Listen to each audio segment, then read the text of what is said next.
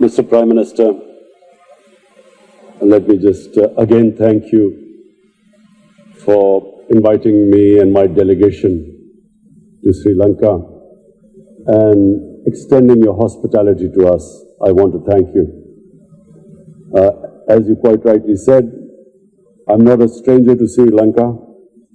I came first time when I was just out of university, and when you were starting your political career, I was starting my cricketing career. And I have very fond memories since then of Sri Lanka.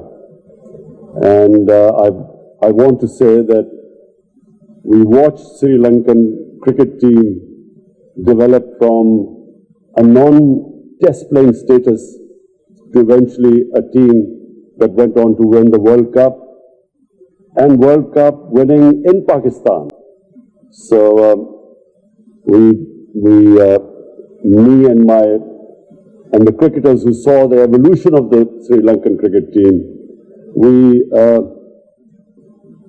felt good because it was a team from the subcontinent that emerged into a world-class cricket team. So I just wanted to mention that because that was my association with Sri Lanka until this visit of mine.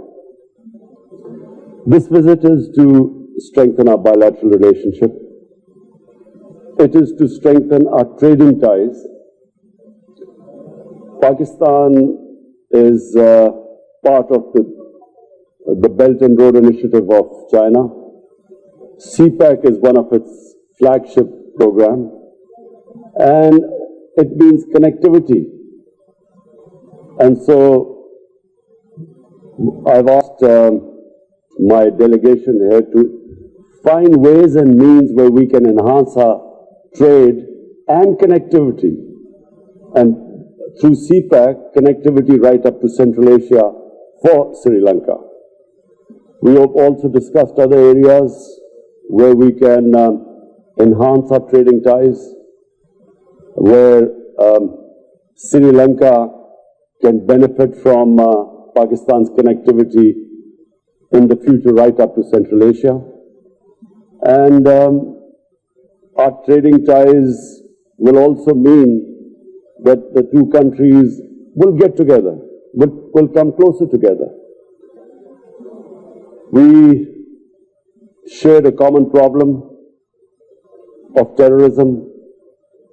Pakistan suffered 10 years of the worst kind of terrorism where we lost 70,000 people. And we know that Sri Lanka for 30 years combated terrorism. And I'm pleased to say that Pakistan played its part in helping Sri Lanka to resolve this problem which was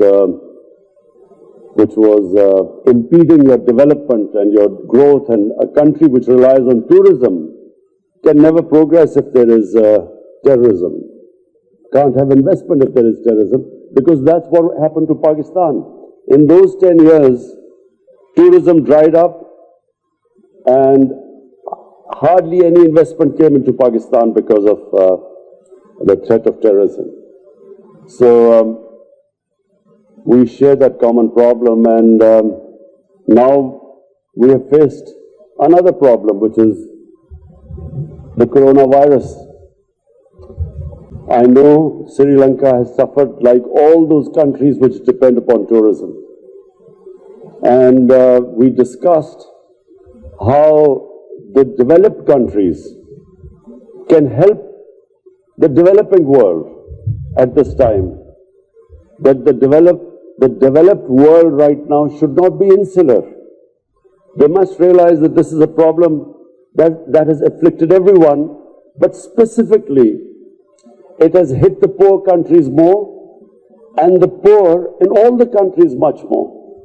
The poor have suffered everywhere, but the poor countries have suffered the most. So we have discussed how we can jointly work on the poor countries from getting debt relief. In Pakistan, we came up with the biggest stimulus package in our history. $8 billion. But when you compare the United States, the stimulus package in the United States is almost $3,000 billion. US has a population of 330 million. Pakistan's population is 220 million. 70% of the US.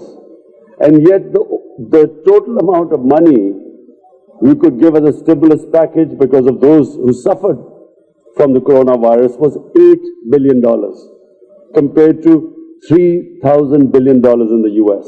So this is the discrepancy. And the coronavirus has exposed this huge inequality in the world. And that's why I feel that the world organizations like the United Nations should step in and look after the countries that have taken a real beating because of this coronavirus. Apart from that, Mr. Prime Minister, I want to invite you again in front of the media to Pakistan. And Pakistan has probably one of the greatest Buddhist heritage in the world.